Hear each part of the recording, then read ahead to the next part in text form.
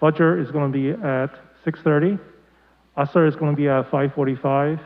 And Isha is going to be at 9 p.m. Inshallah. Jazakallah khair.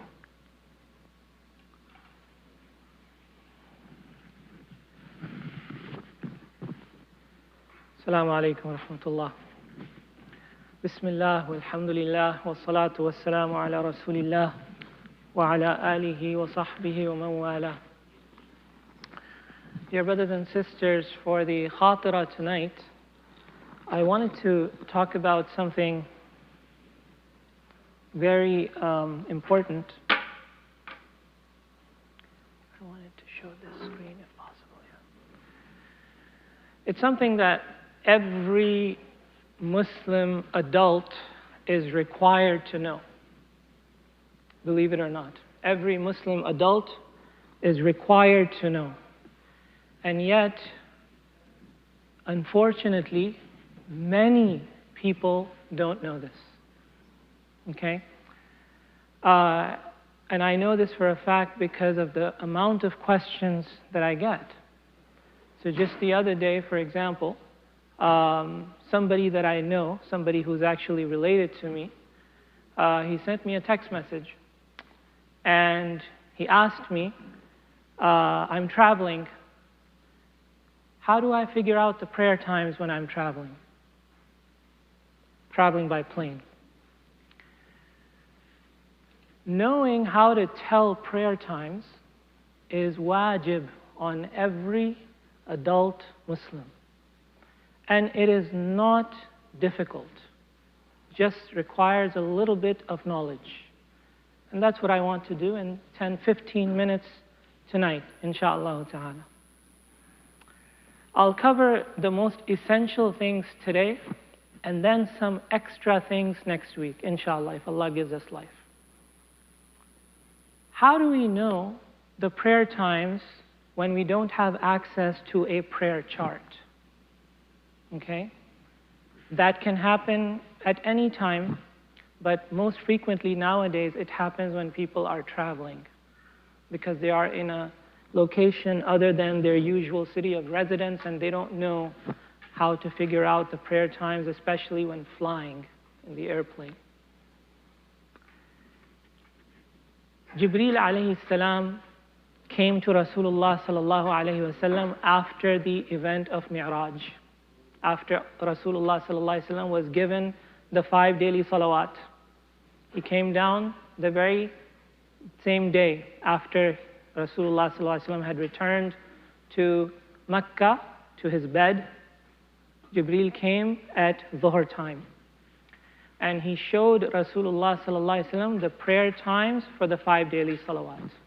Very simple. We're going to start with Fajr, even though he started with Dhuhr. We'll start with Fajr. Fajr. How do we know that Fajr time has come in? Very simple.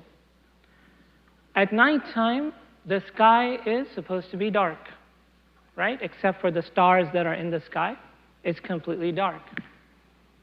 And then as morning comes closer and closer, there's going to come a time when the sun will rise from the east or west. Where does the sun rise? East. Everybody knows that, right? Well, actually, the sun doesn't exactly rise in the east. Doesn't exactly rise in the east. Nowadays, the sun is rising in which direction? Who knows? Southeast. Southeast. Okay? And it sets in southwest. Okay? 6 months from now, it might be the opposite. Northeast to northwest. The point is that it rises roughly in the east and sets roughly in the west. Okay? So when the sun rises, right when you see the sun rising from the eastern horizon, that's the end of Fajr time. Fajr has ended. If you can see the sun with your eyes, you can see the sun, the disk of the sun, any part of that disk of the sun in the sky, Fajr has ended. Okay? But when does Fajr begin?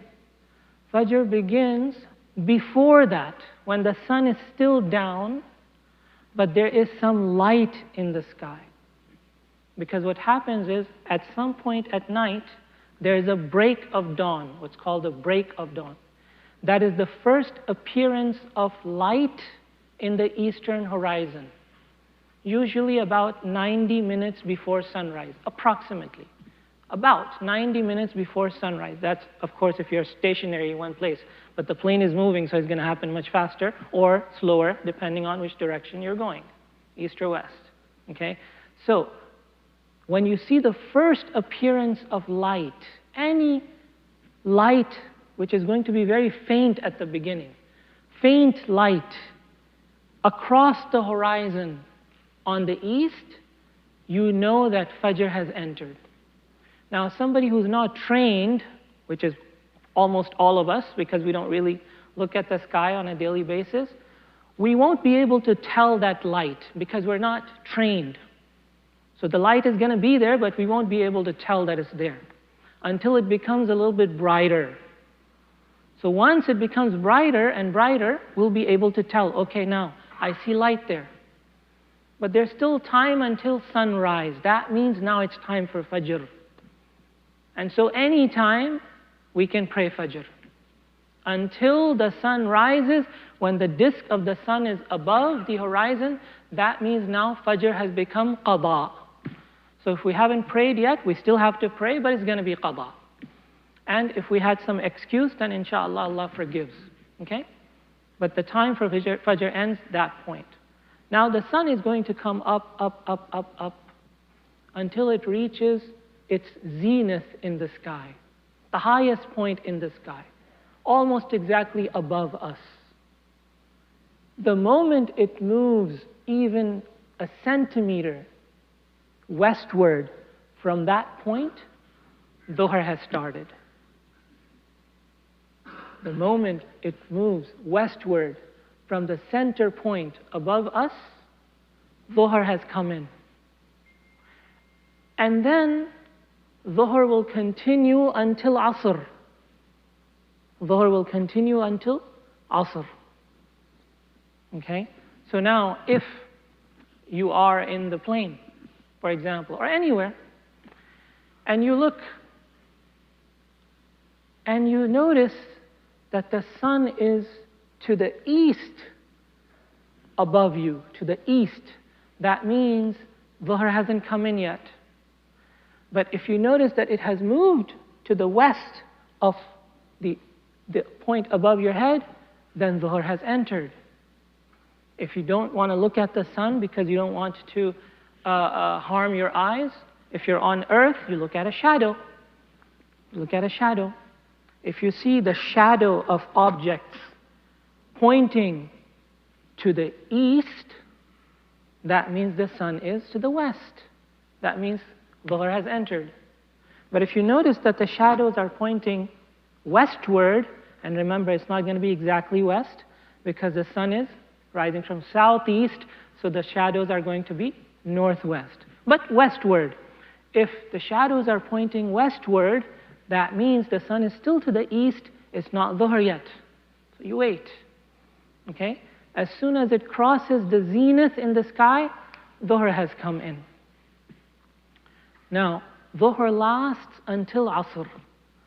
When does Asr come in? This is an issue of ikhtilaf among the ulama. On the one hand, you have the majority view, which is the view of Imam Malik, Imam Shafi'i, Imam Ahmad, and the two famous students of Abu Hanifa, namely Abu Yusuf and Muhammad ibn Hassan al-Shaybani. That's on one side. And on the other side, you have the opinion of Imam Abu Hanifa himself. Okay?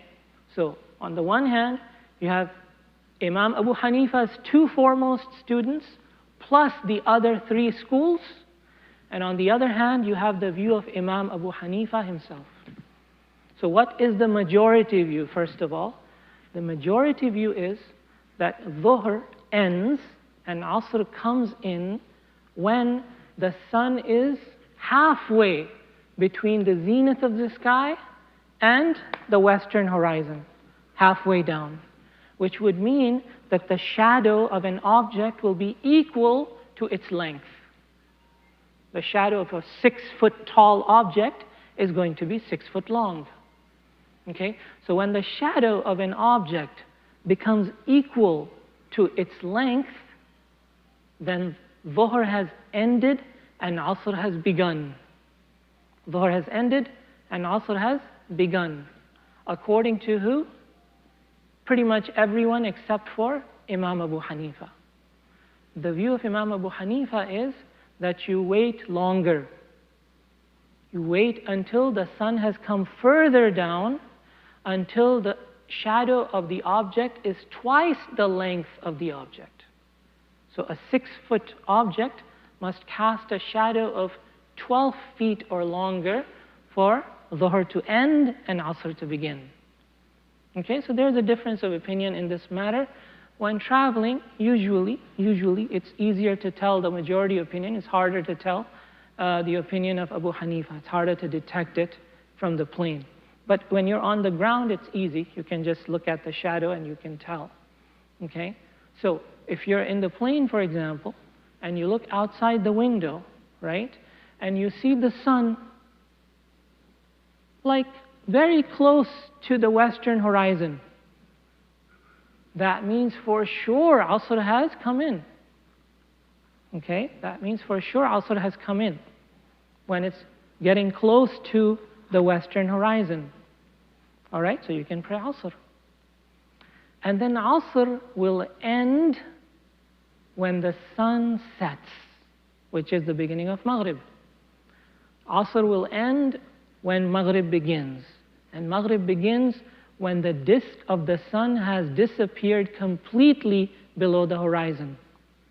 That's when Maghrib ends. Asr ends and Maghrib begins. So again, if you look to the horizon and you see that the sun has disappeared, then, and there's still light in the sky, but the sun has disappeared, that means it's Maghrib time. You pray Maghrib. And then Maghrib will last until Isha. When Isha begins, Maghrib ends. So when does Isha begin? Again, 2 opinions. Okay? So there are 2 opinions about when Asr begins and 2 opinions about when Isha begins. Everything else, there's only 1 opinion. Okay? When does Isha begin? Basically, Isha begins when the sky becomes dark. Okay? But what happens on the western horizon after the sun sets, right after the sun sets, if you look on the western horizon, you will see right above the western horizon, the sky is going to be some color. What color is it going to be? Red. It's going to be red, right? And if you look further up, it's going to be white. And then you look further to the east, it's going to be dark gray and black, right? And this whiteness and this redness are going to shrink as time passes by. It's going to shrink towards the west. Towards the west, this darkness is going to cover more and more and more of the sky until there's going to come a point when that redness is going to go away completely. The redness is going to be gone. And now there's only going to be 2 colors in the sky, white and black, and shades of gray in between, right? White and black. The redness is completely gone. When that redness is completely gone, that is when, according to the majority of the scholars, everyone except Imam Abu Hanifa once again, Imam Malik, Imam Shafi'i, Imam Ahmad, Abu Yusuf, Muhammad ibn Hassan al-Shaybani, 2 students of Abu Hanifa, that is when Maghrib has ended, Isha has begun. When the redness disappears, when there's still white in the sky. But Imam Abu Hanifa says, no, you wait further until even that whiteness is gone, and the only color that you see in all of the sky, from the east to the west, is black. That is when Maghrib finishes and Isha begins. Okay, according to Imam Abu Hanifa. So once again, if you're sitting in the plane, right, you look outside, you look towards the west. You You look towards the west. Do you see any redness in the west? If the answer is yes, Isha has not begun yet. You look and you see that it's completely dark. There's no color in the west, no red, no white, nothing. It's time for Isha. Maghrib has ended. It's time for Isha. And then Isha is going to last all the way until Fajr. All the way until you see that break of dawn in the eastern horizon on the sky. Simple. These are the 5 daily prayer times. You don't need any calculator. You don't need any, complicated maps to be able to tell the 5 daily salawat. All you need is somebody to open that shutter of the window, okay? Which is easier if you have the window seat. Otherwise, you have to ask someone, or you have to go to the door of the plane to look outside. But most airplanes have screens nowadays. And on those screens, you can actually look at the camera view. You can also look at a map that shows where the plane is on the map. And you see something like this in most flights. You see a map like this. You guys see the projection? Yeah. So we need to understand this. It's a very simple map, okay? This shows where there is night and where there is day, okay? So wherever there is white, there is day, and wherever is dark is night. So in Texas, is there day or night? Texas is nighttime, according to this map, right? Now, this curve, right, this parabola or whatever it is, as time passes by, it's going to move in which direction? To the left or to the right? To the left, right. It's going to move to the left, right? It's going to move to the left. So, if it's going to move to the left, look at it and tell me, has the middle of the night already passed in Texas? Has the middle of the night already passed in Texas? Yes. Yes. Where is the middle of the night? Right here. In the middle of this parabola is the middle of the night. Okay? And this parabola is moving to the left, which means Texas is right here. Texas is getting ready to hit daytime very soon. You guys see that? You guys see that? So in Texas, it's going to be Fajr soon. And in Virginia, or whatever this is right here, what is this? Who's good with US maps? Virginia, right? In Virginia, it is Fajr. Because it is right at the edge of that darkness and daytime. Now, in this map, they're actually showing you a gray here, which is exactly Fajr, okay? So whatever is in this gray is in Fajr zone. Outside of this gray, the sun has already risen. Inside of this black, the dawn hasn't broken yet. But in the maps in the plane, you don't have this variation. All you have is black and white. You just have black and white. So basically, when your plane is close to that edge, that boundary between black and white, that means Fajr is either coming in or it has already entered. But when you cross that boundary and you go into light, that means the sun has risen. If you ask your neighbor to lift the shutter, you will be seeing the sun outside. Okay? And then if you look at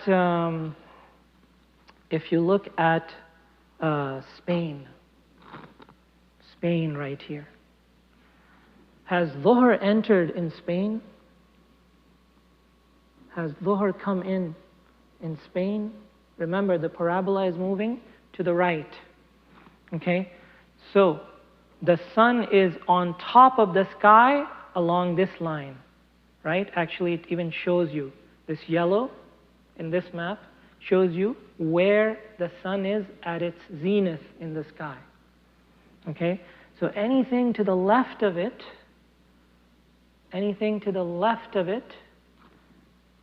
because the parabola is moving to the left, right? It's moving to the left. So that means that it has already crossed the zenith, right? Am I making a mistake or am I correct? That's correct, right? Because some people are looking at me as if I'm crazy. Or maybe the masks, Allahu Alam. So anything that is to the left of this center line in the light area, Dhuhr has already come in. Okay? And for those who follow the majority view, you can combine Dhuhr with Asr when you are traveling. So basically, you have all of this time over here to pray Dhuhr and Asr if you combine Dhuhr and Asr. Okay? So, and then if you see here, then this is basically Fajr time over here. These people are getting closer to Fajr, and these people, this is where the night is still in the middle of the night, and over here, night has just begun. So we need to be able to look at this map on the screen of the plane, and it also is very helpful to be able to tell the prayer times. But even if you don't have this map, all you need to do is lift that shutter and look outside. Okay, look outside. If everything is dark outside, that means what time of which prayer time is it? If everything is dark, there's no light anywhere, all dark. Which prayer time is it? Isha. If you look outside and everything is all broad daylight, which prayer time is it? No, we don't know. We don't know. Just because there's broad daylight doesn't mean it's Dhuhr time. We have to see where the sun is. Is the sun towards the east or towards the west? If the sun is towards the east, which prayer time is it?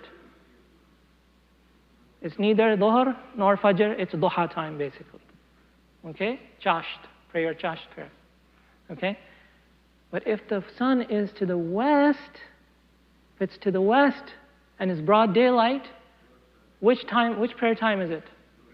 Either Dhuhr or Asr. Either Dhuhr or Asr. We have to see where exactly the sun is. If you can see the sun closer to the western horizon, which prayer time is it? Asr time. But if you see the sun is closer to the top of the sky, which prayer time is it? Dhuhr time. And if you look outside and you see that there's light in the sky towards the western horizon, but you can't see the sun. You see brightness in the west, but the sun seems to have disappeared. Which prayer time is it? Maghrib time. Okay? And if you look to the east and you see the sun has just come up the horizon, which prayer time is it? The sun has just come above the horizon. Which prayer time is it? Fajr has become qada. Fajr has become qada. And it's ishraq time. So if you haven't prayed your Fajr yet, make tawbah to Allah subhanahu wa ta'ala. Inshallah, Allah will accept your forgiveness or grant you forgiveness, and you pray your Fajr qada. Simple, inshallah ta'ala. If you have any questions, you can talk to me afterwards. Jazakumullahu khairan. Subhanakallahumma wa bihamdik. Ashhadu an la ilaha illa ant. Nastaghfiruka wa natubu ilayk. Assalamu alaikum wa rahmatullah.